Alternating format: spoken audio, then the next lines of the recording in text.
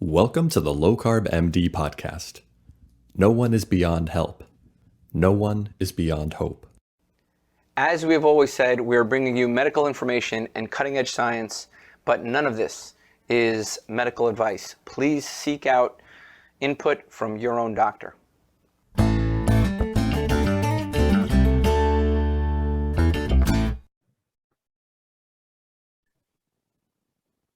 Guys, welcome to the LowCarbMD podcast. Today, we're taking over. It's the Dr. Tro's, Amy and Brian podcast.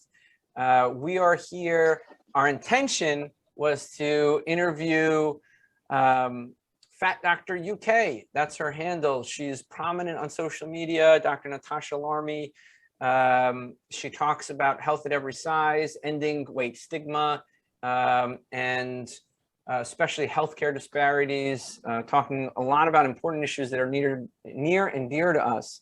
And so we are waiting for her, so she may join us. But in the meantime, it's going to be our show. I'm here with Brian Wiley, who's lost 100 plus pounds for the past 15 years, and one of our health coaches. And of course, you guys know Amy Eiges, who is the director of health coaching here, and she is down 200 plus pounds, 5+ years. Guys, thanks for being here. Thanks for no problem. Okay, all right, so let's just start. When we were chit-chatting offline here, so one of the things we want to talk about before, I guess, with Dr. Larmie, so we can just have that discussion now, is the health at every size movement, right? Amy and I have talked a lot about the health at every size movement, and if you guys don't know what that is, it's a group that really supports ending weight stigma, ending prejudice against people with obesity, and ending the kind of stigma the healthcare system has against people with obesity. But sometimes the message can be conflated that, obesity is healthy and people shouldn't try to lose weight, and we shouldn't try to get people to lose weight. So there's some controversy in there somewhere.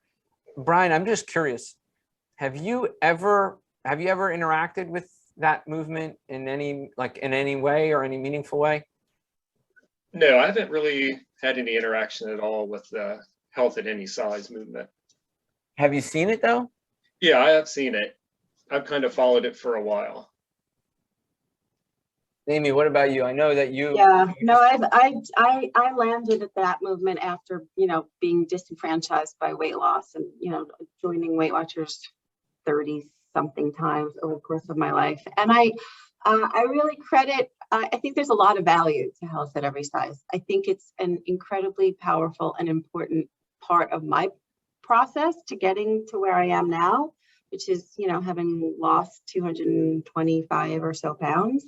I think I credit that movement with making me realize that, exercise was not a luxury that is just afforded to thin people. I credit my exercising even when I was over 400 pounds with why I wasn't probably sicker than I was when I started low carb. I certainly, fast forward 10 years, I probably would have been, given my mother's trajectory, but and that blueprint that was laid out for me. But I really credit with that movement with sparking like a joy of movement and exercise, and realizing that I could move my body and that it wasn't just a luxury that should be afforded to thin people, right? That I could do it too. And also, I've been fairly vocal about how, it taught me that maybe like self-loathing wasn't the way to go, right? That I could accept myself. And when I say I accept myself, I doesn't mean that I didn't want to change. It just meant that I accepted that this is who I am, and sort of like I knew there was something better for me out there, right? Like that, but I wouldn't have come to it had I not kind of had some semblance of peace, for that short time. And, with intuitive eating, I talk about this a lot. I've talked about it in blog posts. I talk about it with clients. I use pieces of these things all the time, every day now, with myself, with clients. That intuitive eating piece taught me to be aware of like hunger, like how am I hungry? Am I eating because I'm not hungry? Why, if I'm not hungry, why am I eating? Something I check in with on myself every day. So it's been really a valuable, all of those things have been very valuable to me. And they also taught me, which is something you don't ever get at the hands of a really predatory weight loss system and a medical establishment that just sees everything through the lens of your obesity. It taught me that I had agency over my own body, right? That like, do I want to lose weight? Do I not want to lose weight? It's my choice. Those things have been really critical for me. Yeah. So here's the thing. Here's a couple of the key points I took out from you. And let's talk about this population in general. If you've suffered from obesity your whole life, and all of us suffered at least 3 decades, right? And some longer, some shorter, right? So we suffered 3 decades, right? We were all disenfranchised. We were all pissed off with our doctors, right? Who really didn't help us. We were pissed off with the multiple diet types out there. We were all upset, right? And somehow we found a message that stuck with us, right? But like, let's say we never found that message. Who would we be? Right? What would we become? Right? How would our mood be? Like, so this idea of people who are lost in this kind of predatory weight loss environment, who are disenfranchised, acknowledge the clear prejudice and weight stigma that's out there, right? What other place do you have to turn other than health at every size? At some point, you have to, one, accept yourself, love you for who you are, right? Get over the shame, the needless guilt. And that's what they offer. And I'm like, holy shit, I love you guys. Like, I love you for that. Yeah. I love you for that because we need that. But, I think just to go back to something that you were saying, I didn't even know until I reached that health at any size, every size movement, that I should be pissed off at the weight loss industry, that I should be pissed off at doctors who I'd go in for a paper cut and they'd be like, you should lose weight, right? Like, I didn't even, it was so ingrained in me to blame myself, that it was all my fault, that I am so irrevocably broken that I am failing at their system, not that they were failing me. It didn't even dawn on me that they were failing me until I hit that point. Well, see, this is it, right? And this is very important, right? Now, can we unravel the system of control that kept you gaining weight, right? Can we unravel that? Can we help people unravel that, right? And it's not like, the way I kind of describe it is, you absolutely need to love yourself. You need to drop the shame. You need to drop the guilt, but you also need a plan. Like, what is your plan? Right? And that's the part of the health at every size movement that maybe we disagree. Those doctors, right? They did nothing for you. Did any one of them open your eyes up a little bit to like what the actual problem is? Did any one of them give you, like, just very simply, did they explain to you why pizza makes you hungry 3 hours after you eat it? No, right? I had a doctor when I was 400 pounds told me to take up an extreme sport to try to lose weight, like mountain climbing. I was 415 pounds. I got great news, guys. The good doctor is here, so we can continue this discussion. We're going to switch things up. And Dr. Larmie, we're so happy to have you. I'm going to promote you to panelist now. Somehow we got the timing all wrong, but she did make it. And we're happy to have you. Hear me repeat what I've just said. Yeah, that's okay. It's all right. Dr. Larmie, how are you? Thank you for joining us. Oh, you're going to unmute. I am so sorry. Don't be sorry. Don't be sorry. It's all right. Don't be sorry. And I was sat there thinking I had another half an hour, and I'm on the phone with my sister just having a little chat. And then I said, I've got this thing. And then I don't know what made me check my emails. And I was like, oh my, panicked. I'm so awesome. sorry. We're happy to have you here. look, I want to give you a little bit about, I want to give you quick bios about the people that are on this call. Guys, if you're not aware, I introduced her kind of offline, but I want to introduce her online. This is Dr. Natasha Larmie. Okay, on social media, she goes as Fat Doctor UK. And I'm going to tell you, I am a closet fan. I'm a closet fan, and I've seen her be attacked by vicious people who are in the quote unquote predatory weight loss industry. And immediately I thought to myself, I have to get this person on. We have to hear her message. We have to talk about weight without stigma, without judgment, without shame. And we have to be able to do this in a positive way to get to positive grounds. Dr. Larmie, Natasha, what do you want me to call you? Please just call me Natasha or Tasha. Either of those is fine. Definitely don't call me by my doctor name. Okay, got it. Okay, so Natasha, you can call me Tro too. And on the call here is Amy Eiges. She is a health coach here at our practice. And I introduced her earlier, but some of the people from the podcast know her. We've talked a lot about how we want to make bridges with the Health at Every Size movement for a long time. I mean, there's certainly points that we, may disagree, and those are minor, but the overall agreement is insane. In fact, we were just talking about how at one point on her weight loss journey, Amy saw a doctor who said that she should take up an extreme sport to lose more weight. Thanks a lot for your help.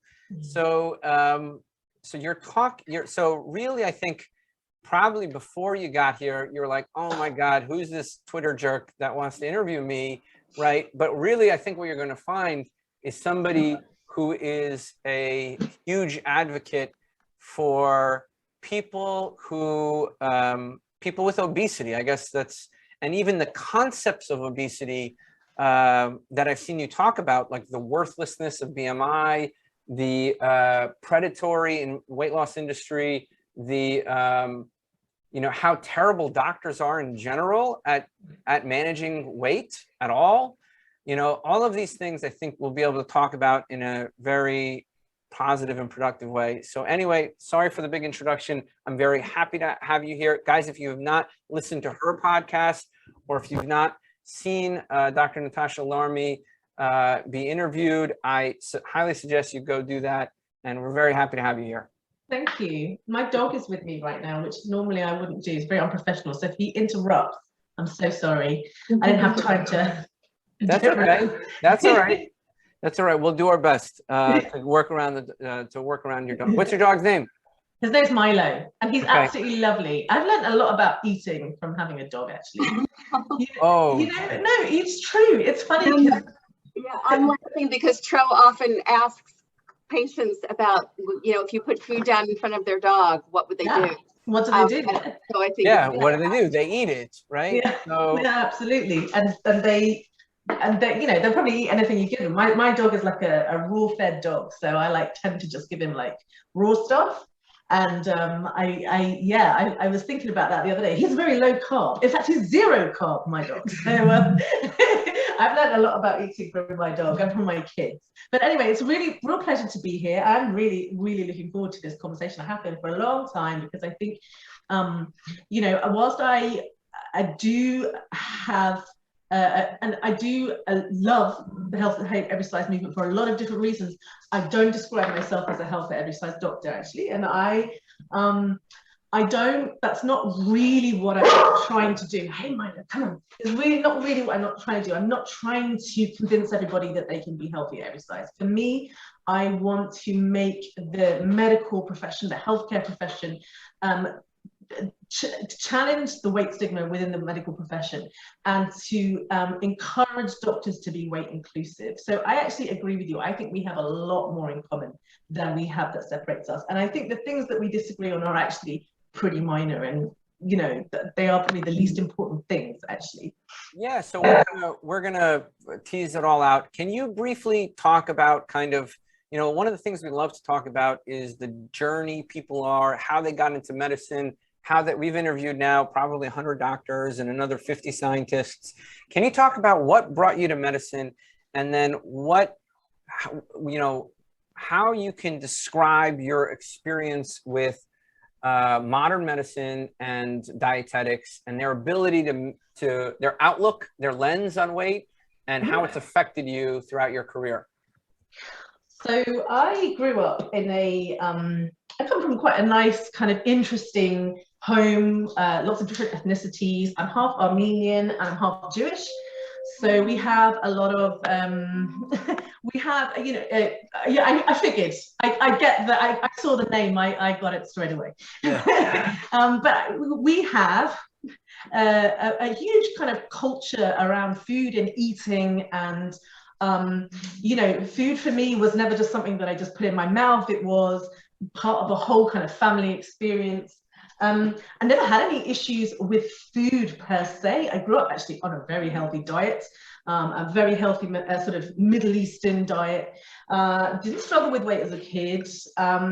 Had a Jewish mother who basically told me from the age of 3 that I would be a doctor.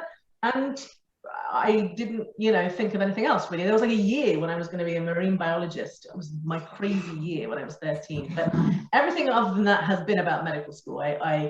My whole life was about getting into medical school, becoming a doctor. I went to medical school in 1998. I'm a GP, which is like a family, you know, it's a primary care physician in the States. Slightly different here than it is there. As you may know, we do things slightly differently, but for all intents and purposes, I'm a primary care physician now. And I actually started blogging in the midst of the pandemic. So right at the beginning of the pandemic, actually, I wanted to do something that was not to do with medicine, because, you know, we were running COVID wards and, you know, we were losing so many patients right at the beginning. It was such a horrible time. And I wanted to get home and just do something else. And I was on a kind of crash diet at the time. So Can you describe the diet? What's the crash diet? What does it look like? I was down to 1,200 calories a day. And terrible. I was writing everything, you know, I was. Oh my God. So they basically, the NHS gave you an eating disorder. I mean, yeah, that's what they recommend. Yeah, it's all about, it is, you know, it's actually quite. Did they give you the soups and shakes too? Say that again? Did they give you the soups and shakes? No, they did not. I didn't get offered the soups and shakes, to be fair, because I didn't ask. I would have gotten them if I'd asked. I qualified for them. But I got I just did like, you know, it was a balance. I wasn't trying to be particularly, I think I could probably describe it as a kind of paleo-based diet, if I had to, but I think it was just mainly about calorie counting, like literally weighing how much spinach I was eating. And Can I ask you a question, Natasha? Yeah. Does your dog weigh or log your food before he or she eats? Does your dog? No, right? And it's preposterous that we would ask a population to do that, isn't it? Don't you find it absolutely insane? Like no other animal has an obesity issue in this entire planet, and maybe if they do, it's considered normal. The grizzly bears get obese and lose weight, but no other animal on this planet for weight regulation logs food, weighs food, or tries to limit its intake. And tries to have the same amount every day, because that in itself can be problematic. You know, on days when I was like working crazy hours and you know, was tired and you know, my brain was using a lot of energy, my body was using a lot of energy, I was sweating a lot because I was in that stupid hazmat suit. You know, I probably needed more than 1,200 calories on that day anyway. And on days when I was at home and it was the weekend, you know, it was different. So it was really hard and I was really miserable. And I have tried different diets. How hungry are you? I'm just curious, how hungry are you? I can't explain how hungry I was. There was no, in fact, to begin with, I probably wasn't that hungry at all. I think probably the first 2-3 months, I was doing really well. I lost a lot of weight, you know, lost a huge amount of weight in quite a short period of time. And I was able to psychologically, I think, suppress my hunger, but I was tired. So I wasn't like hungry, I was tired. Now I look back and I realized that there came a point in time when I got hangry, not hungry, but just not beyond hungry, you know, like angry and sad. And then I became quite depressed. I had visions of being like this, you know, the doctor that kind of lost all this weight and like, you know, had a successful weight loss blog. That was what I wanted to do.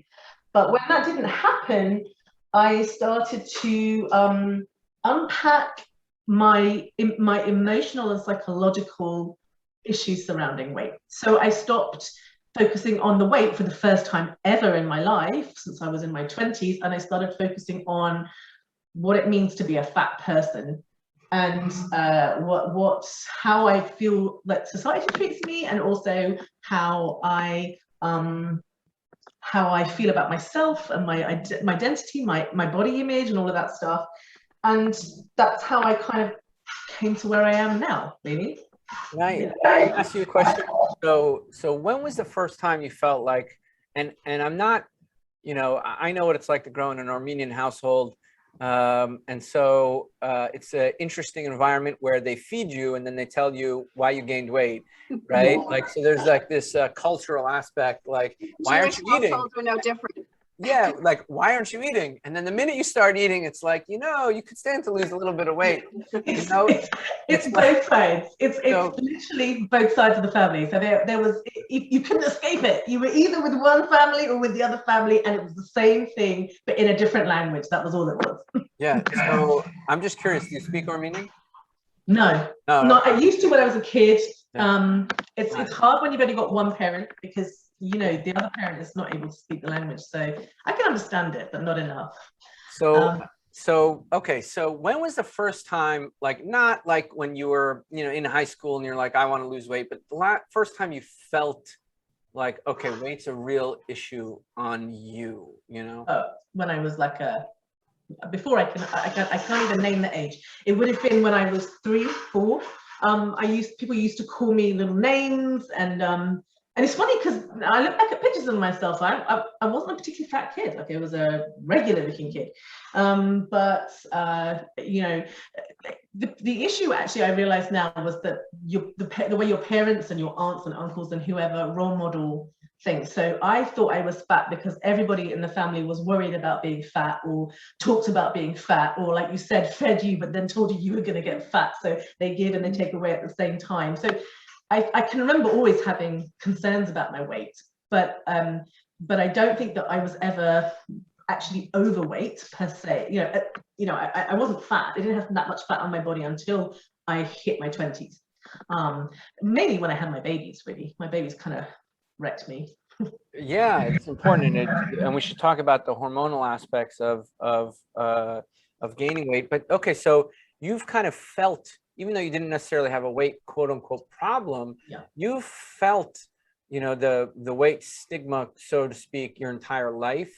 Pressure, the social pressure of maintaining a quote unquote healthy weight your entire life. And then you have kids. After kids, weight becomes more of a struggle, quote unquote. They wrecked you, and then poor kids, man. And I got 3 little ones. They wrecked me for totally other reasons. So then, but you're ingrained as a kid, as basically as a young child, to be a doctor. Clearly, at some point, like, I know you say it like your parents pushed you, but you have to want to help people to put yourself through that. So I'm guessing there's more to it than just your parents pushed you. Yeah. Okay, so you found yourself now as a doctor in the middle of COVID, putting on a lot of weight, and you're looking for a stress outlet, and you're like, I'm going to do this crash diet, and you lower your calories to 1,200 calories. You feel like crap, right? You feel like crap. You probably feel more ravenous. And then what happens? Walk me through what happens next. Like help me understand the last 2 years. And I have seen you do interviews, and I've listened to your podcast over the last 2 years. I've also seen you incredibly vilified by real jerks online. So I want to talk about, like, what has happened. So you lost weight in 3 months, I'm imagining. So, and you're a doctor, you have a lot of willpower, you're able to do it. Of course you are. You put yourself through medical school and you take care of people's lives. But then your own physiologies, and your own mental health and stuff, these are all kicking in, and you're like, I can't do this anymore. I can't do this anymore. What happens from that point on? So I have a history of depression. I was actually, there's more context which I think I should add into this. Before COVID, pre-COVID, PC, I was I was struggling a little bit with burnout. I think a lot of doctors are, and I think a lot of doctors in the UK are. We have this like entire like medical practice now dedicated to for doctors in the UK who are struggling with mental health problems. So I was actually seeing a doctor, and it was a primary physician. It wasn't a psychiatrist, but it was a primary physician about burnout and about the fact that I was feeling a little bit low, and I have had a history of depression. Just prior to COVID, maybe say it was January time or something like that when we started talking. And she was a good doctor, but she was rather fanatical about weight and weight loss. So she spent a lot of time talking to me about her ideas about what was a good way to eat. And I think that what happened was when I decided that I was going to go on this diet, I'd sort of followed her prescription, and she literally talked about eating on prescription. So you know, she was the little bird in my ear that was whispering all of this stuff. So was she skinny and orthorexic? Sorry, was she skinny and orthorexic? She was 100%. Now I look back, I didn't know what orthorexia meant then. Now I'm like, dude, you have a serious orthorexia problem, which is really sad actually, because it wasn't what she was doing, it was how ingrained this was in her and how she wasn't able to look past it. And she wasn't being a very good doctor to me, because I had emotional and mental health problems that she was, you know, and she knew about them, and she knew about the fact that I'm an abuse survivor, and like she knew some stuff. So you know, she kind of focused a lot on diet. So what I guess the reason I'm telling you this, to put it into context, is that emotionally I wasn't doing so great, and then COVID hit, and then I went on a crash diet. And so come September, October 2020, I was in a pretty bad way emotionally. I was feeling very depressed. It was the first time in a long time that I had felt so depressed that I was struggling to get out of bed, and I was feeling you know, I was having suicidal thoughts. I was actually feeling really, really bad. I'm not attributing that all to the diet, by the way. That's a combination of so many different things. Hold on Yeah. 1 second. You say that. You Yeah. say that. I know enough about nutrition now. Like, so if you look at mental health issues, right? More likely to occur in poverty, more likely to occur in people who avoid meat, for example, typically the orthorexic, you know, dietitians and doctors. Like, so there's, and here's the flip side. The SMILES trial showed that if we're able to transition somebody to a real food diet, that their depression and anxiety scores improved. They repeated SMILES in adolescents, and they found that those depression scores and the anxiety scores improved even in adolescents. They did young adults and adolescents. So you're saying to me that you don't think it's diet, but maybe it was. Maybe the diet exacerbated the, you know, for sure. And maybe it was a catalyst. Maybe there was like, you know, stuff going on in the background that maybe had I not gone onto that diet, it would have been very different. You know, so it's difficult to say, you know, but in the past, Milo really wants to go in this video. In the past, I think I have had periods where I have dieted, gone on like what I would call a crash diet, or a calorie controlled diet, it maybe is a better word to put it. I have suffered with sort of low mood, but this was like, you know, this was not low mood, this was depression, this was apathy, this was I can't get out of bed, and I'm struggling to go to work, and I forced myself to go to work for what, like a year? No, slightly less than that. I've been off now. So can I just pause right here? So this is like the amount of willpower doctors have, and people don't understand this. We have a lot of doctors and nurses who come to us, and it's not a lack of willpower. It's never a lack of willpower, right? Because you are suffering with severe depression and you're forcing yourself to go to work. Right. You know, we know in severe depression, when somebody is so affected by depression that they can't function. I mean, like self-care is out the window. You're forcing yourself to go to work. That takes an insane amount of willpower.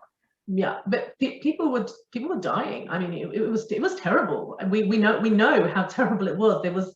There didn't feel like an option at the time, and I don't massively regret it. But I think that you know, it got worse and worse and worse. And actually what happened in the end is I had 3 very healthy children until April 2021. I now have 2 chronically ill children. Both of them are under the care of a specialist children's hospital in London. And getting the diagnosis, going through that diagnosis, knowing now that they have long-term illnesses they're going to have to deal with for the rest of their lives and are on very complex medications now, has that was to me was like the nail in the coffin. But it took that, not just 1 but 2. I managed with the first one. I was still working, but with the second I was like, yeah, I'm tapping out. I need a timeout. So I have taken a couple of months off, and that's where I'm at right now. I'm recuperating. I am going to tell you right now, I'm so sorry. I'm so sorry for everything you've kind of been through. I can't even imagine what it's like to have sick children. Yeah. And the fact that you're talking about all this, I would tell you, more power to you.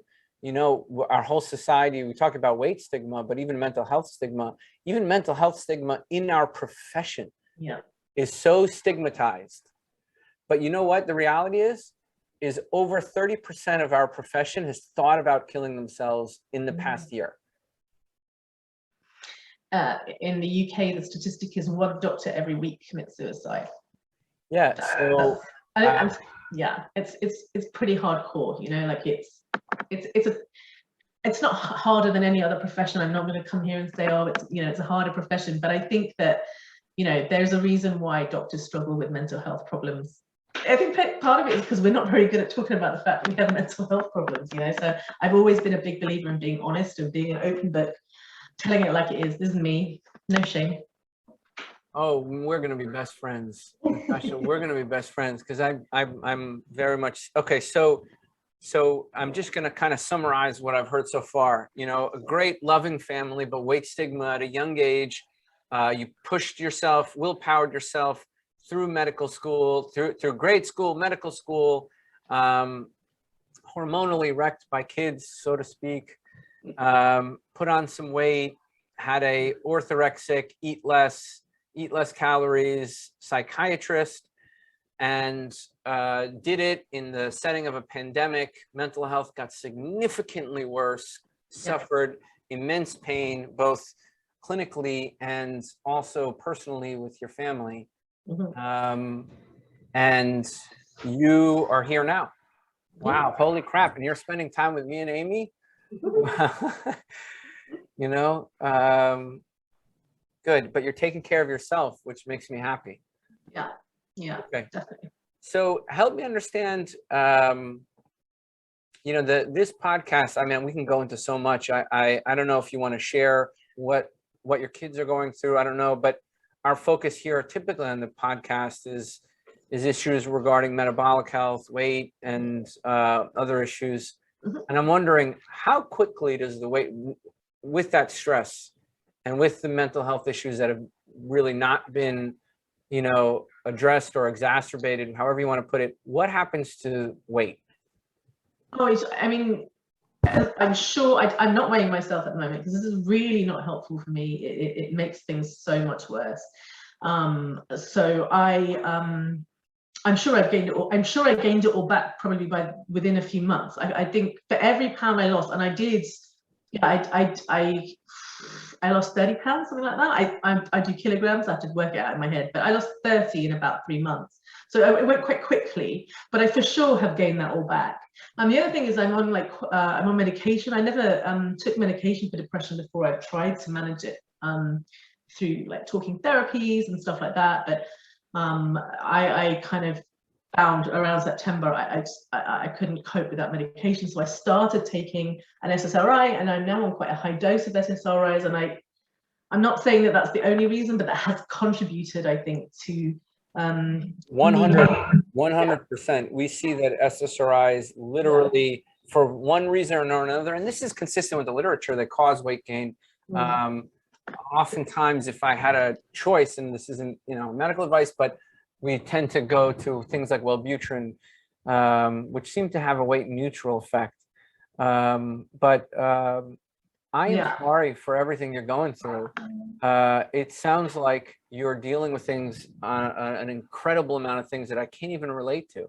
I have 3 little kids, and I don't know what I would do if 2 of them were chronically ill. Yeah. So, they both have different autoimmune conditions, but there was a point in time when my oldest was losing a lot of weight.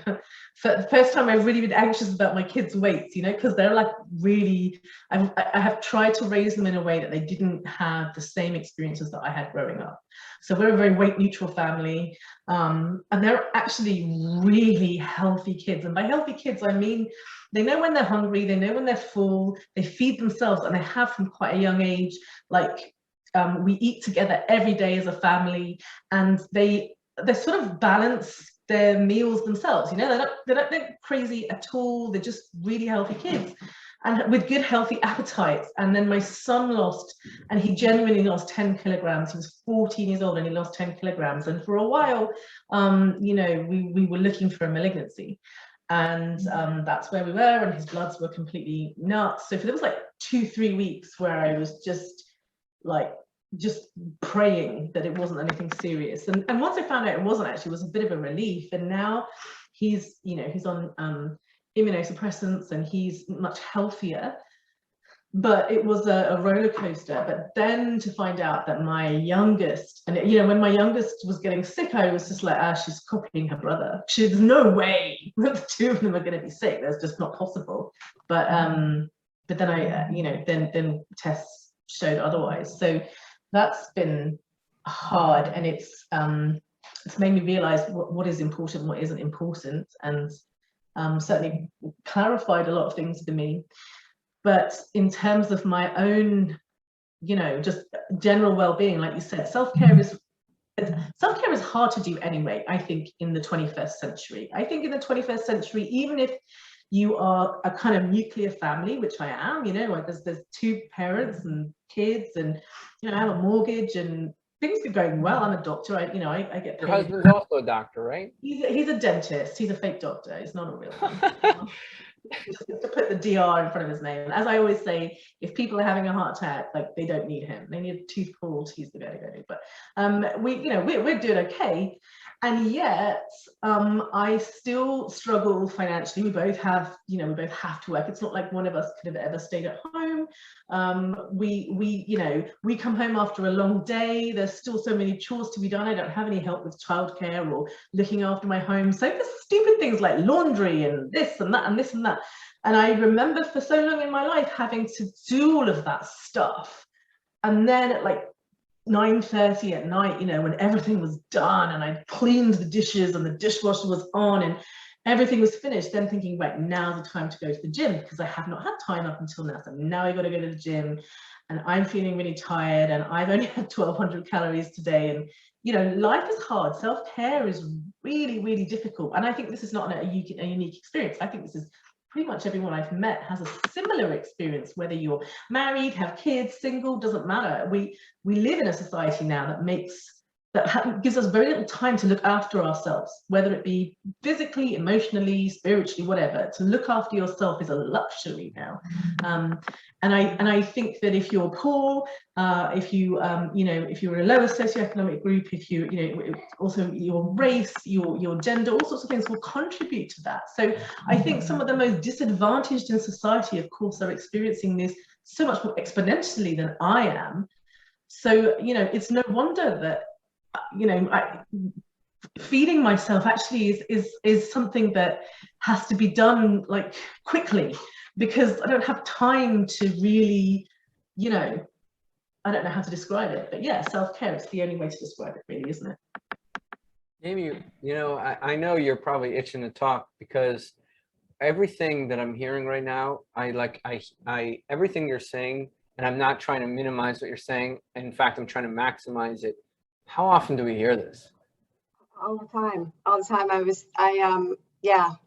We hear, mental health, stress, it's like the number one problem that, and finding the time to take care of ourselves, finding the time to schedule in. Life is just really difficult and complicated, even when you don't have 2 sick children. And You know, life is just fraught with, you know, landmines and complications. But yeah, one of the reasons, you know, I kind of elbowed my way in on this podcast because I was a patient of Dr. Cho's before I became a health coach. And, you know, I am somebody that has, you know, I kind of have done a stint at every diet. I went to my first Weight Watchers meeting at 3 or 4, and I dieted my way to 400 pounds. And I found myself at Health at Every Size and intuitive eating. And, you know, I have gone on to lose weight, but I really credit those two movements and paradigms with being instrumental and critical to my,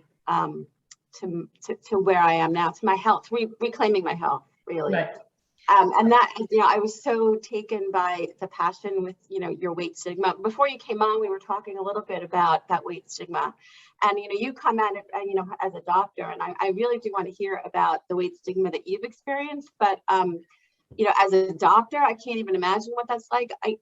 Before you came on, I was saying how I was so stigmatized by the weight loss industry, by the medical profession, by the predatory tactics of, you know, the fitness industry and all that, that like, I didn't even realize that I should have been mad about it, right? Like I so internalized the feeling that it was all my fault, that I was so irrevocably broken, you know, until I found out that I wasn't, you know, and then I got really angry. But I credit, you know, Health at Every Size and intuitive eating movement with all of that. So, and it's the same for me. I learned about Health at Every Size first, probably, and intuitive eating around the same time. And, you know, the two are similar, but there are differences. And it was so radical. My God, like when I first read it, I was like, what is this radical notion? And so I don't discredit Health at Every Size or intuitive eating. I'm not bad-mouthing them in any way. But actually, this journey that I have been on has taken me beyond that. For me, it's about understanding where the weight stigma comes from. Like, when did it start? How did it start? Like, where, you know, why is it there? Why is it in every area of society? And it's, for me, more about social justice now. It's about challenging that weight stigma, because, you know, a lot of people will come to me and say, oh, you know, I agree with all the things you say, but, you know, I really want to lose weight. Are you saying that I shouldn't lose weight? And I've always said, God, no, you know, I couldn't be a bigger believer in autonomy.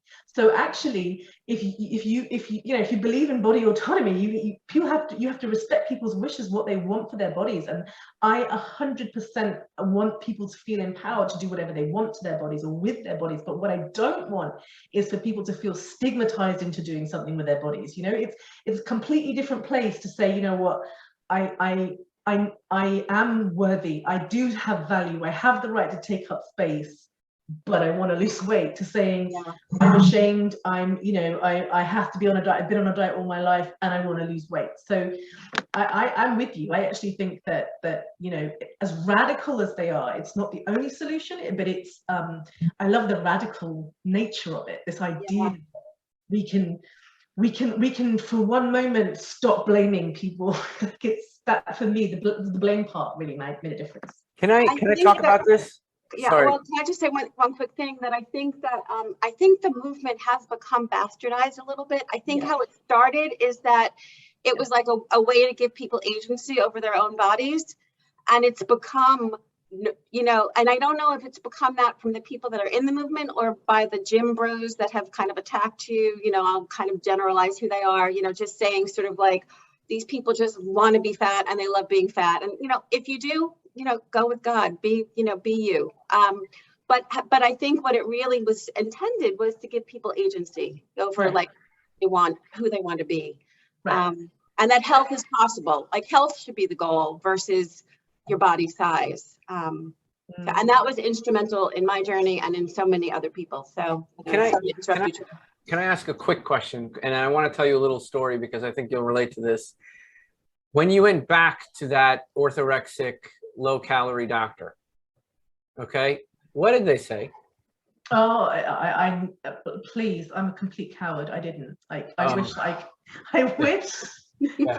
wish I had. Good for you. Good for you that you didn't. Good for you that you didn't. Can I tell you? Can I talk to you about it?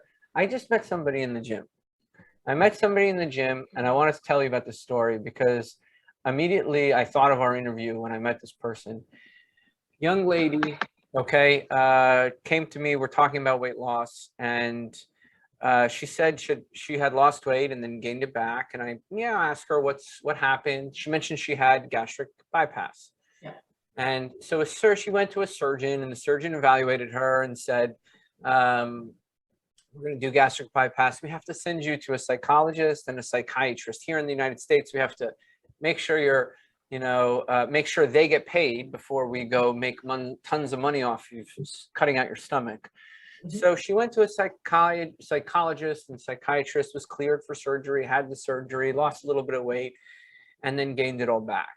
And then fast forward a couple of years, I said, what do you think happened? What do you think happened? And of course, 100% of weight regain in our practice. So we have remote scales. I'm not advocating for you getting weighed right now. A lot of times we tell people avoid the evil metal box if it plays with your head, but we do employ remote scales so that if they get weighed, why wouldn't we want that information, right? And when we see people struggle with their weight, oftentimes we reach out to them because we know there may be other layers besides the weight that are a problem. And when we text them or we message them, we say, how can we help you? What can we do for you? Remember that crazy bald guy you met for 6 months? Hey, we're still here with you. We can help you out. 100% of the time when there's weight regain, there's reports of stress or mental health issues. Right. I have never seen anything more clear in medicine. Yeah. 100% of the responses on our practice, let's say 1,000 scales and thousands of messages, right, is stress and mental health, family stress, health-related stress, job stress, medical issue stress, financial stress, relationship stress. These are the main stresses. So in any case, let's go back to the lady I met. She gained all the weight back, okay, and then some. And I said, what do you think went wrong?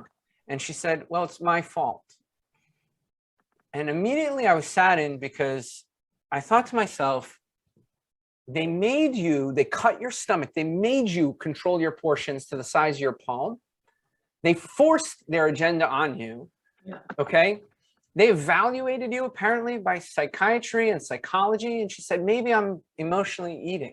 This is what she said to me. Maybe I'm emotionally eating. Now, I know she's saying in that, and she has no true concept of what emotional eating is. She may have a brief understanding, I'm undergoing stress and I'm hungry, but she doesn't really understand biohormonally, but like chemically, what is going on? What is actually going on? Yeah. She is just blaming herself. Right. And she has some mild understanding there's a relationship with her emotional mental health to her eating habits. Yeah. Right. And she's going to go to a doctor, right? Go back to that. I mean, she never went back to those people, right? Nobody followed up with her. Yeah. So she cut her stomach to the size of her palm. Okay. She was evaluated by psychiatry. Did anybody talk to you about what food addiction is? Why? What is binge eating? What is it? What is stress-induced hyperphagia? What is that? So in your lifetime of managing eating, this is what you'll need to know to protect you when we know the biggest cause in this practice, we know the biggest cause of weight regain is emotional and mental health, right? And stress and managing that. Yeah. So where were all these people? And she blames herself, and I wanted to cry. I literally was about to tear. I had to hold myself back, but I was tearing because she said it's my fault. She said it's my fault. What do you think about that? I think that's almost everyone's experience, because I think what we have to understand, and it's only when I started reading about it that I realized this hatred and intolerance of fatness. It's centuries old. It's based on a bunch of people a long time ago whose ideas about medicine and health are so basic compared to what we know now. Like, you use terms because we have the science to back it up, but this deep-seated hatred of fat in general, just hatred of fat, goes back centuries. Being fat was considered immoral. It was considered a sign of low intelligence. It was related to race. People who were so-called savages, you know, who were of the lower races, were supposedly fat, you know. And there's this whole idea. It's linked to beauty, you know, whether you appeal to fertility as well, right?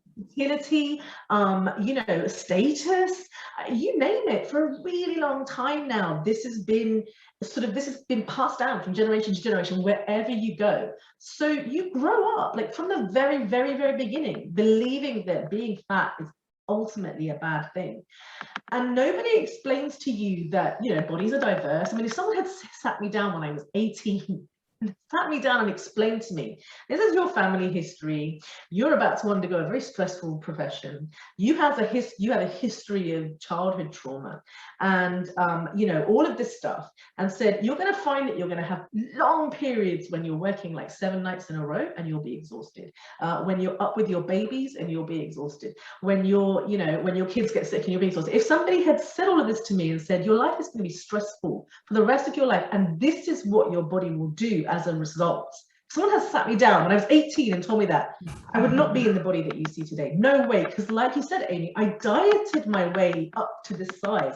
I'm not supposed to be this size. I took on that blame and that shame and all of those feelings for such a long time. And who knows where I'll be 10 years from now. I've literally only just discovered this stuff now. I'm at the very, very, very, very beginning of my journey. But the fact that this shame and this kind of like this, you know, you're told it's your fault. You are less than, you are not as good as, and that's terrible. It's terrible. It's role modeled by your parents. You're seeing it in school. You're seeing it in the workplace. You're seeing it everywhere. So I wish that I had been given the tools when I was a kid to understand eating, you know, hunger. So what you, like you say, emotional eating, what that actually means. Because then I'd have knowledge and then I would have power. But I felt powerless my whole life, like food controlled me, you know, not the other way around. Oh my God, I knew we were going to be best friends. I knew we were going to be best friends. This is what we are doing here. Every day. Right? Yeah. This is what we do here. They fucked you. They fucked you. They told you to eat low calories. They told you to avoid fat. Okay. Oh, yeah. They told you, okay, they told you to eat less without managing your appetite. Now, if I told you to eat less calories, if I did that to you, what's the side effect? What's the side effect of eating low calories? What is it? It's hunger. First of all, did anybody teach you how to manage your hunger? Anybody? No, of course not. I don't know how to manage hunger. Right. I mean, right. Like this is insane. And this is the problem. When we give a medication to somebody, when you give them an SSRI, what do you say? Hey, initially you may have some suicidality, that'll pass. Hey, you may gain some weight. There may be some nausea. There may be some vomiting. Right? You tell them the side effects. You tell them the journey of what to expect if you go take on this medication so that they can handle it. Right? Okay. But we don't do that with weight. Right? We just have a bunch of fat shaming doctors who force you into their little, you know, you wait in their waiting room with the armchairs that are this big, you can't even fit in them, okay? And then you get up on an exam table where, well, first of all, the scale doesn't even work for you, right? Because it doesn't go to the weight that you are. Or the blood pressure cuff. Or the blood pressure cuff doesn't fit you. You get on you're wondering, you're afraid if that freaking chair, that the exam table is gonna support your weight. And when you finally get the courage to go there, they're going to tell you should just eat less when they have no clue what their dietary interventions, what are the side effects? How do you manage it? And how do you manage the most important one, which is hunger? How do you manage the most important one, which is stress and mental health, which is a leading 100% signal of weight regain in our practice, 100%. And this is the problem, because the bro doctors don't fucking get this. I'm sorry for cursing. Okay, I'm a New Yorker. I'm allowed to. They don't get this. They don't know what it feels like to be on an airplane. And when you say, I don't fit into the seatbelt, and you ask for an extender, when the stewardess says, I need a hog strap. They don't know what that feels like. Right? And so, but the problem becomes is, you know, how do I reach you? How do I reach you? you know, and how do I reach, like, not you now, I know you're like undergoing a lot of stuff right now, and it's not the best time to take something on, but maybe in 6 months you'll be ready. How do I reach that person? You know, and that's where I struggle, because all of my colleagues, those people who've come after you online, right? They're my competition. And not that I view them as my competition, because I think we're worlds above them. Like, I mean, we're light years ahead of them. Yeah. But right. how do I reach, you know, this is like, I'm asking you for advice here. You should send me a bill. How do I reach you? You know, well, first of all, there's something, I suppose, people who understand because they have been there in that situation, I think there's something powerful about that, right? Because most of the doctors that I have ever spoken to don't understand. There's just a general lack of understanding of what it's like. And I think also, like you say, you know, I would love to be able to say to you, yeah, I can find a way to manage my stress and my mental health. But I think we also have to accept that for some people, that's not going to happen.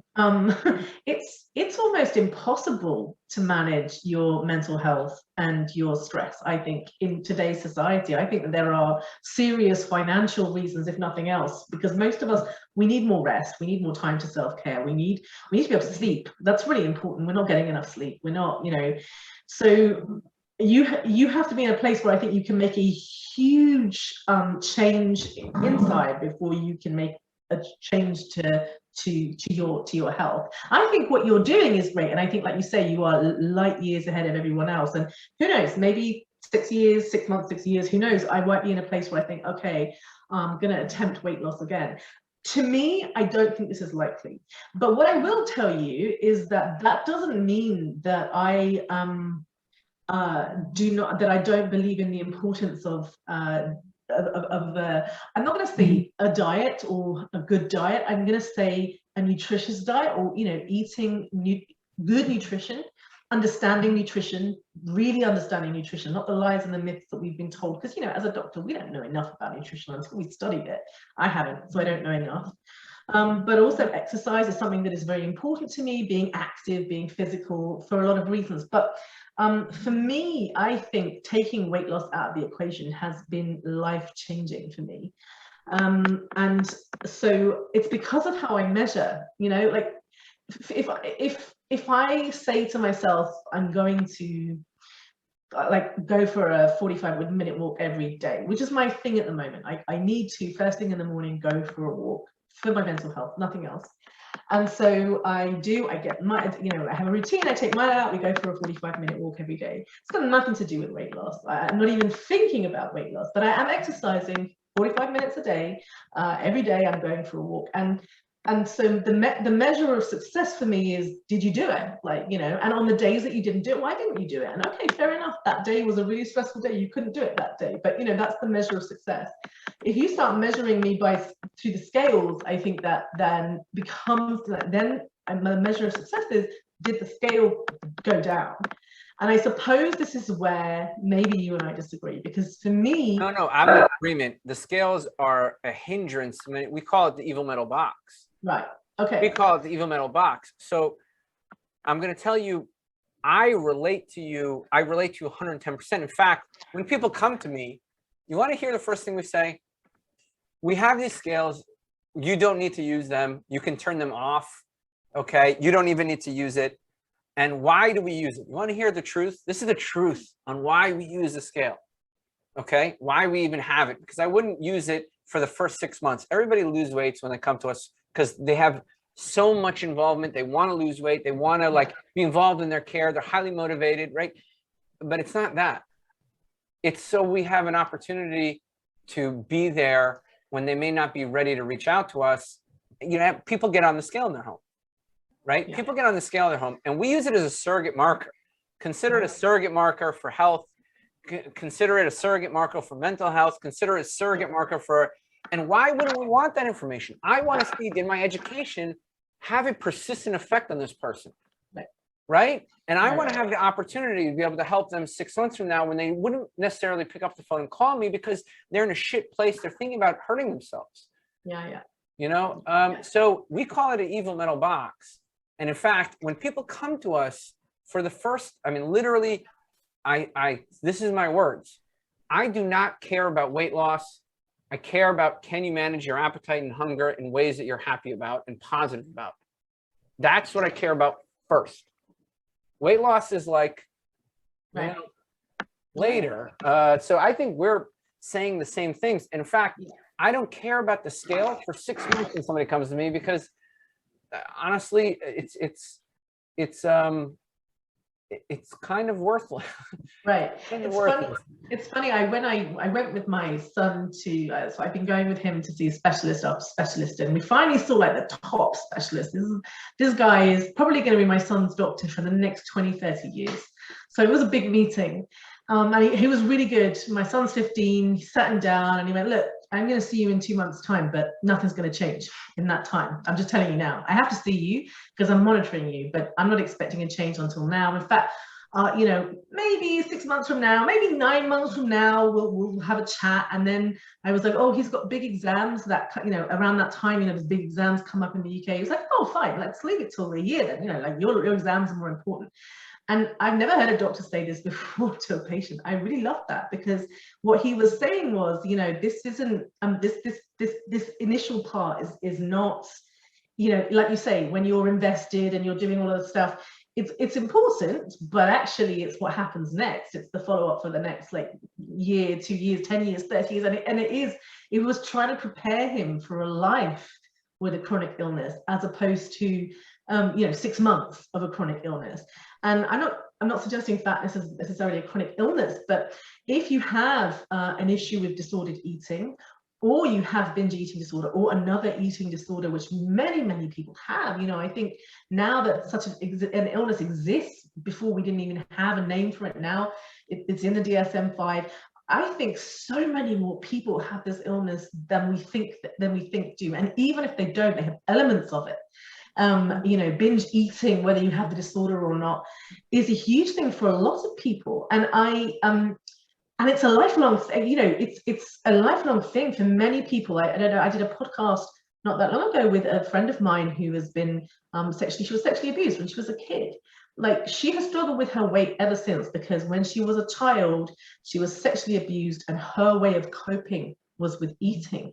And, you know, like the horrors that this person went through, of course she turned to food. And in fact, you know, in a way, like, thank God she turned to food and not drugs or other things that perhaps could have really massively, you know, killed her quickly.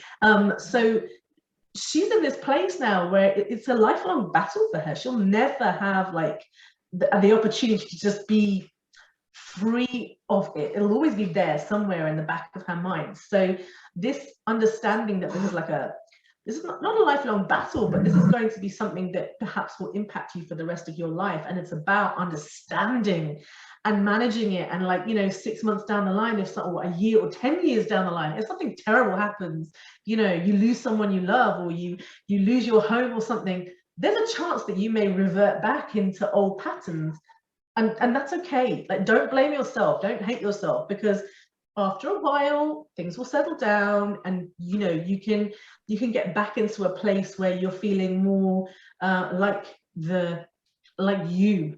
So, you know, I hate the scale for that reason. I hate weight loss, and I don't know what it's like in the States, but here we are obsessed for metabolic reasons with getting people to lose weight, but to the detriment of their metabolic health. That's what's really bugging me, is that we're telling people to do stuff and we're inducing like hypoglycemia. We're putting their blood pressure up. You know, we are not taking care of them because they are going away and they're trying something that doesn't work. And then, like you say, they're not coming back. They're not coming back for 6 years. And then all of a sudden we're checking their A1C and their blood pressure, and we're like, oh crap, you know, now you have full-blown diabetes and your blood pressure is really high and we've got to start you on all these medications. But if you had sat down with that person a few years earlier and hadn't stigmatized them and had maybe spent not even that long just educating them, then you may have prevented this. You know, in a way, I feel like doctors are causing part of the problem, you know, by giving the wrong advice, terrible advice sometimes. Yeah, can I talk about this? Do you have a service? Do you drive a car? Yeah. You have a car? Okay, perfect. Do you have a service in England where if you get a flat tire, somebody comes out and helps you fix it? Yeah. What do you call it there? Oh, breakdown. What do we call it? Oh, God. I don't know. We have Roadside assistance. So we call it it's the AA mainly. You call it we have AAA. Okay. AAA, right? You put AAA. We only have 2 A's. Sorry. Okay, got it. Okay. So our AA is Alcohol Anonymous, which I wanted to talk about. Okay. It's also ours. So, 2 A's, very confusing. Yeah. So if you got a call, if you got a flat tire, how quickly do you call? I mean, then and there, like that's right then and there. Okay. Yeah, right then and there, and there's no question about it, right? And let's say you called, right? Okay, let's say you called, and you know some like douchebag doctor comes and says, "Listen, lady, you just have to put more air in your tire than you let out." Okay, and he left. Would you continue to pay your AA membership fees? No. What would you do? I'd switch to the other guy. You'd switch to the other guy, and you probably try to fix it yourself. Right? Or you call somebody for help. Call somebody else for help. And you do it right away. Here's the barrier we have with most people. Okay, when it comes to mental health issues, stress, or eating, nobody calls us. And we have to convince that person that sees us on day one, I need you to call me like this is your car. I need you to advocate for your appetite, your mental health, your stress, like this is your car. Right. Like you need to reach out to us, right? With it, like you're paying for me. Put me to use. Right. Put me to use. I am here to be your AA for these things. Yeah. Your health, right? And I need to convince that person who's disenfranchised, who got a lifetime of weight stigma and a lifetime of bullshit advice, that you can actually reach out to me and you can text us. You can text us, right? This is the problem that I face, is that I have to break down 50 years of nonsense. Which is why I feel so passionate about what I'm doing, is because really, truly, my passion lies in trying to get my colleagues to understand that, you know, not them alone, but they certainly have to take responsibility for the advice that they're giving, because the advice they're giving is terrible stuff. Like, I haven't had a single person come to me and say, you know, my doctor really nailed it and got it right. They are absolutely terrible in their advice, and a doctor has such a position of power and responsibility. You know, people listen to our word and they take it as gospel. So when a doctor says something like that, you know, you take it seriously, and you also fear that if you don't live up to that doctor's expectations, they're going to take something important away from you. And I think this is, for me, has been my biggest barrier, because I struggle with this. You know, I'm afraid to see my doctor. It took me such a long time to reach out recently about my mental health, because I had done it a couple of times before. And then I had gone to see this service, which was specifically for doctors, and it's private and confidential, so nobody else knows about it. So I was seeing them, but then I had this like slightly orthorexic doctor who was, you know, fixated on my weight. So I was afraid to go back to them.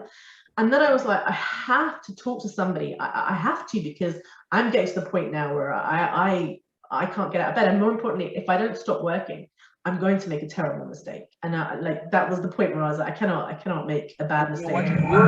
You're a doctor, right? You're a doctor, right? Other people won't do that.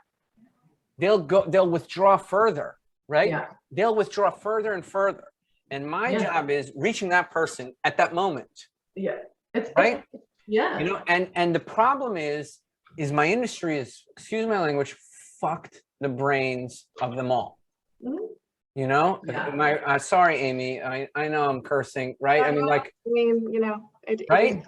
That disenfranchisement is so powerful, and it keeps, you know, I'm not a doctor. I'm just somebody that was batted around by the industry for so long. And, you know, I would go years without going to a doctor because I didn't want to get the speech. I didn't want to, we all know what the speech is. I just didn't want to get the speech about, you know, my weight when I was trying so hard, right? Like, so I very much, I can't even imagine what it's like to be a doctor in that position where you're supposed to be better. What's really interesting is how many people have said to me recently, if I catch COVID, I'm staying at home. I'm not going to see a doctor because I'm too fat and I'm ashamed to go and see a doctor if I catch COVID.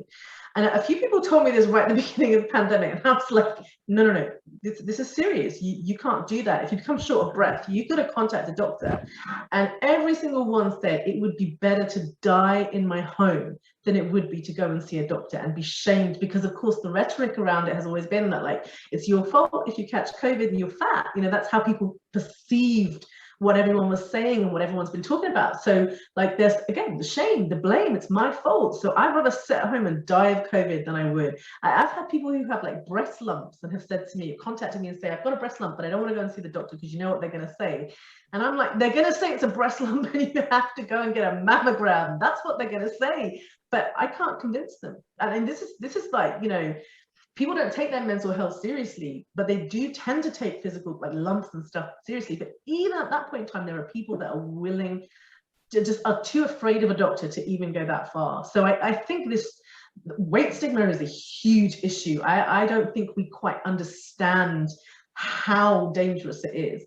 And then, you know, you guys, like you said, people in your industry, some of them are real assholes. They really are. How about 99%? They wanted to kick me out. I don't know if you know, they wanted to kick me out of Obesity Week.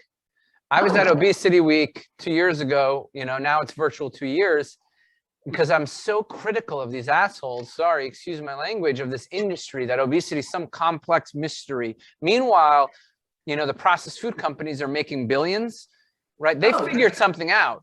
Right? But the scientists can't figure it out because it's so complicated, right? So the thing is that these jerks get on these stages and talk to themselves and make themselves all feel smart, but nobody's affecting anybody.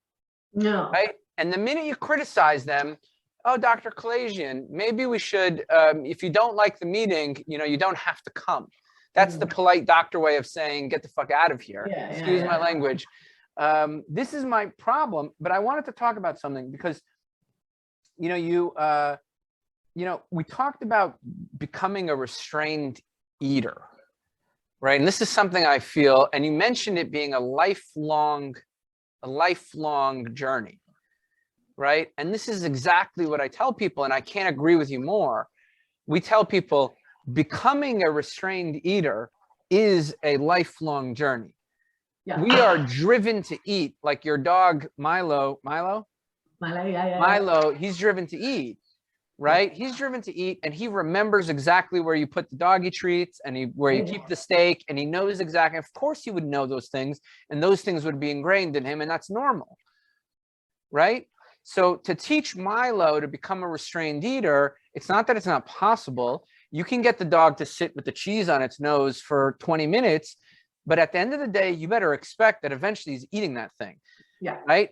You know, and so becoming a restrained eater is a lifelong process. In the meantime, let's just help you get healthy. Yeah. Right. And the things like you said, where, you know, you talked about exercise, and I want to come back to this because it's so important. You mentioned exercising every day in relation to weight loss. Well, we know with like undeniable certainty that exercise is not a weight loss tool. It is not helpful for weight loss. 0%. We put people for 12 weeks, maybe they lose a pound. Right. And we also know that when you compare the level of physical activity and the metabolism of tribal people versus modern society, exercise has no impact on kind of the metabolism, right? In fact, the more you exercise, the more your metabolism will downregulate. Like it'll match, in the end, our bodies are smart and magnificent. Yeah. Right. But you mentioned this, you know, you said, if not for my mental health, 95, if weight regain in our practice is 100% caused by mental health exacerbation and Yeah. stress. And if 95% of weight loss maintainers exercise, and we know that exercise does nothing for weight loss, what is exercise doing? Yeah, it's for sure. It's mental health, but it's beyond that, isn't it? It is actually it is self-care, but it's only exercise is only self-care, I think, if it's enjoyable. So I punished myself with exercise. My whole life I've punished myself with exercise. Like, to me now, that walk in the morning is a way for me to clear my head, for me to breathe, for me to not yet, sweetheart, sorry, my little ones, no, don't come in and lie. Head out, I'll come back to you later. Little head peeking out, hi. Yeah, it's Friday night, they want mama. No, it's so we have like a week of like a week break. Like every 6 weeks in school they have like a week break, so they've not been at school this week. So this is her being like, I'm bored. Yeah. So anyway, I find exercise was a huge punishment, again, because it was linked to weight loss, and I was told that I had to exercise to lose weight. And you were saying, Amy, I just caught the end where you were told to take up like extreme sports. And I have tried so many different forms of exercise. None of them really appealed to me, but because I was told that would help me lose weight. So in my mind, exercise became a huge punishment. Which is bullshit, yeah. Which is just, and it's not helpful. And also a lot of the exercise that I was advised to do, I found really hard. Like, you know, now I do yoga. I do yoga because I want to be more flexible. And I think as you get older, there is a need to become more flexible. So ultimately, I want to be able to put my socks on and wipe my own backside. Essentially, that's where I'm at. I want to be able to get out of a chair when I'm 80. You know, that's where I'm heading. And so I do a mixture of Pilates and I do yoga. But I used to go to classes and I used to hate it because there was no one my size. Everyone was tiny. The instructor was tiny, and the instructor was telling me to do things that actually my body just wasn't really good at doing, because I didn't, like, you know, my belly was getting in the way. This, like, you know, 3 kids worth of belly that has, you know, and that's, you know, I carry my weight. I am your typical, you know, carrying my weight around my middle, worrying about diabetes and all of that stuff. This is me. This is who I am. So I finally found teachers who were either in large bodies themselves or knew how to teach people, and who are aware of it. All of a sudden, stuff that I used to struggle with my whole life, all of a sudden has become pleasurable for me. So now exercise is about pleasure. But this is, when I say now, I mean in the last 6 months. Can you imagine? I'm 41 years old. I have a degree in medicine. I've been treating patients since 2003. And it dawned on me 6 months ago, maybe you should just exercise for fun. Like, it's so sad that it's taken that long to figure out. We have a saying here. It's called, exercise is an expression, your desire to move your body in space and enjoy it, right? It is not a punishment for the food you ate. It is not, it cannot be a punishment for the food you ate. Amy, I know you're sitting there nodding.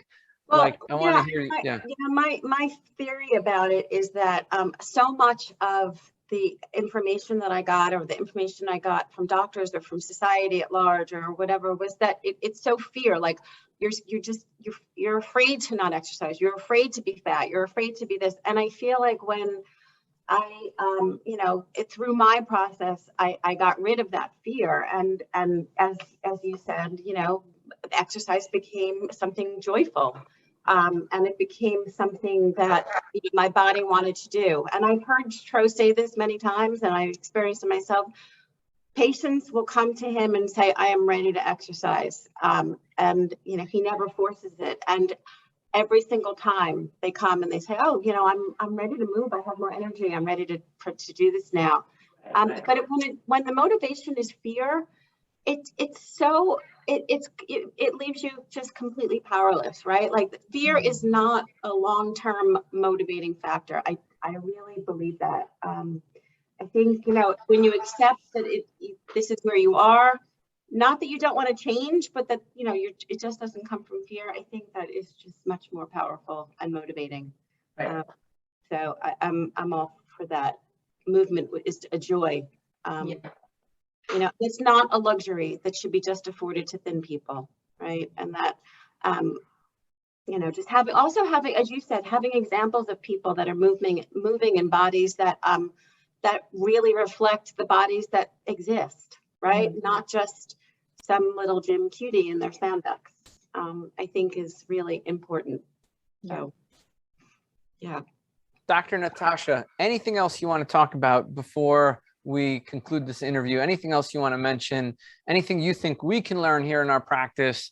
You know, no, I mean, like you said, you know, you guys, you are the, like, I feel like the exception to the rule.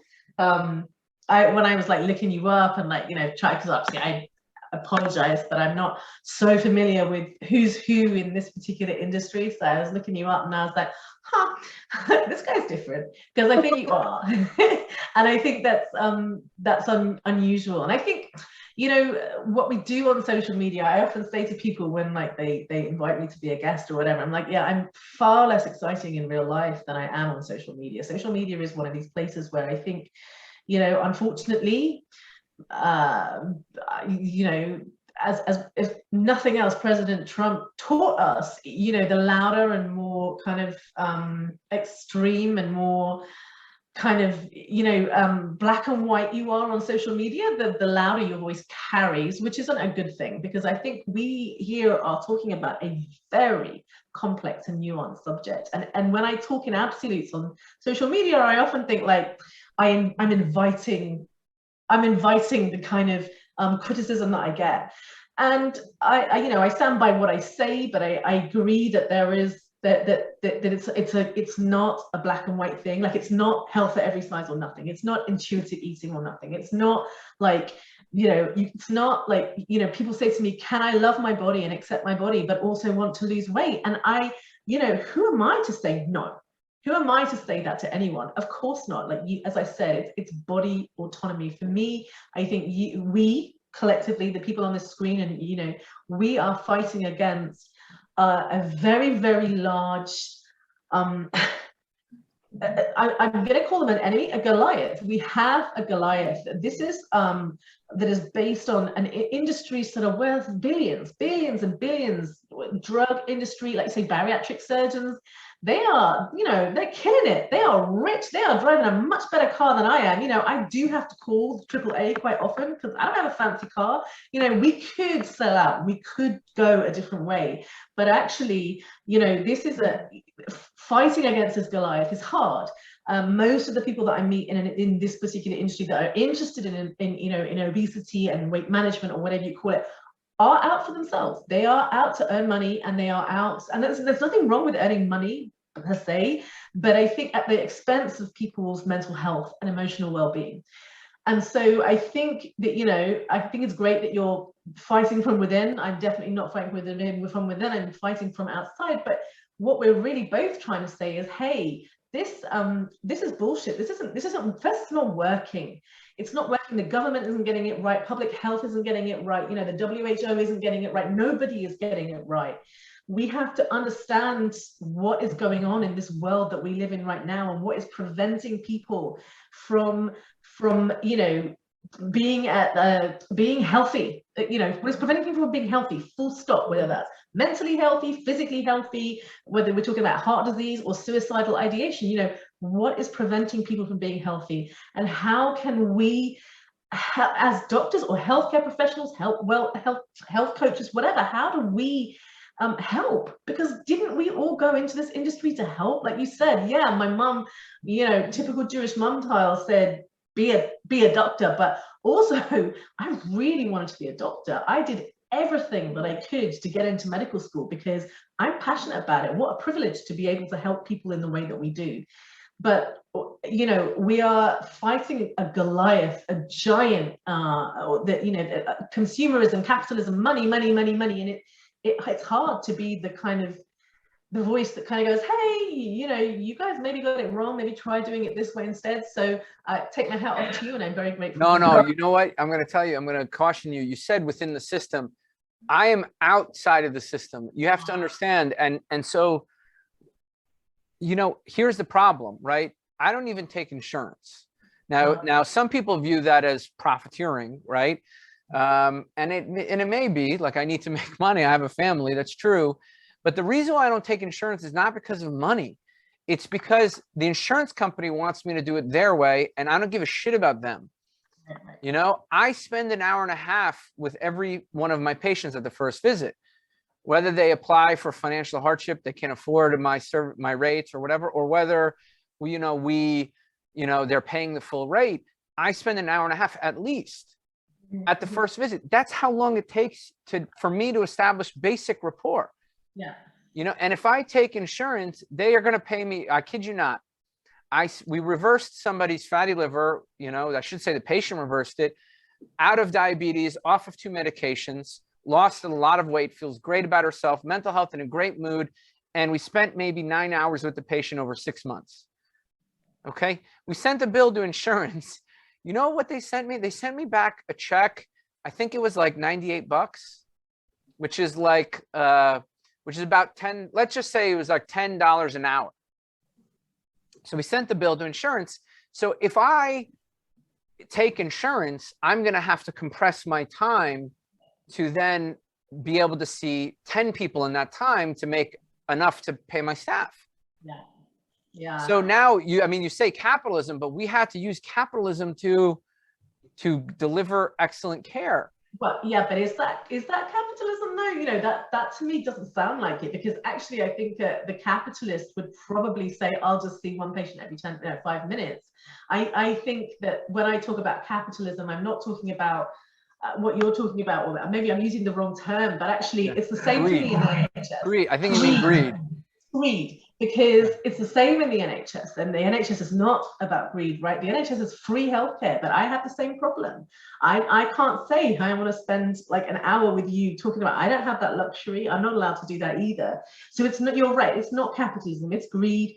And it's also a lot of people who quite frankly don't know what they're talking about. You know, there is a lot of kind of ego and pride and like, you know, look at me and I like to be the center of attention. There's a lot of, you know, people that I meet and I'm just like, why are you a doctor? I don't feel like you're best suited. But it does attract, this profession doesn't necessarily attract the most humble or kind of, you know, it doesn't necessarily attract. You're like checked all the marks, you know, for me, like center of attention, check. Not humble, check. Oh fuck, man, I'm doing. You are nicer in real life then. Yeah, that part I am. Listen, Dr. Natasha Larmie, this has been awesome. This has been absolutely awesome. And it's really my pleasure to have you on. And Amy, we've been looking forward to this for a long time. And it's tough because I know like it's courageous. I mean, for you to come on, like I could have been one of those gym bro assholes that were targeting you a couple months ago, you know, and I'm not, I'm not, well, at least not, you know, anyway, bottom line, I'm very happy you came on. If somebody wanted to find you, learn more about you, wanted to reach out to you, loved what you had to say, how would they do that? You have a great website, by the way. It's really chock full of information, so I urge people to look for it. Thank you. I was going to say the best thing to do, I think, to begin with is find me on my website. Like I'm on all the social media channels, but if you go to www.fatdoctor.co.uk, obviously it will take you to all my socials. But I put a lot of stuff on there. I share a lot of my own experiences, other people's experiences. I've done like a little FAQ section just because I get asked the same questions over and over again. I'm like, just go see that now. Like you can read that. I cite a lot of the literature that I talk about. And I have links to other things. So yeah, I think probably check me out on my website. And if you want to get in touch with me, I limit who can contact me on social media for obvious reasons. So so you probably can't message me on social media, but you can message me through my website. So I would be delighted to hear from you. Yeah, I still get trolls writing some toxic stuff on my social media, but less so because it involves them having to go onto my social media, to my website. And then click on the button that says message the fat doctor, you know, and that's a lot of hard work. Most of them don't bother, but some of them do still. It's not a great place to, yeah, it can be very toxic, but it's been a real pleasure. Thank you so much for having me and really for being so patient with me with the time difference. Like, this isn't the first time I've done it, it's now the second, and you'd think I'd know better, but clearly I don't. So thank you. No. Thank you so much. This has been enlightening for us, and I think it's eye-opening because people, you know, even in the low carb space, and I've talked a lot about it, you know, the people in the diet industry, even though they mean well, right? Even doctors who I know mean well, when they tend to take this kind of this fat acceptance movement and hyperbolize it. Yeah. And in fact, maybe it should be a little bit of embracing each other. And I feel very strongly about that, because at the end of the day, what am I saying? BMI is shit. You should love yourself. You should take care of yourself, your mental health, right? And you should eat until you're relatively full. And if you're not hungry, don't eat. This is like intuitive eating, fat acceptance, health at every size. Hey, you can improve your metabolic health without weight loss. I just tweeted this yesterday, right? And exercise is a you know, to express your body, not a punishment. Like, this is my message.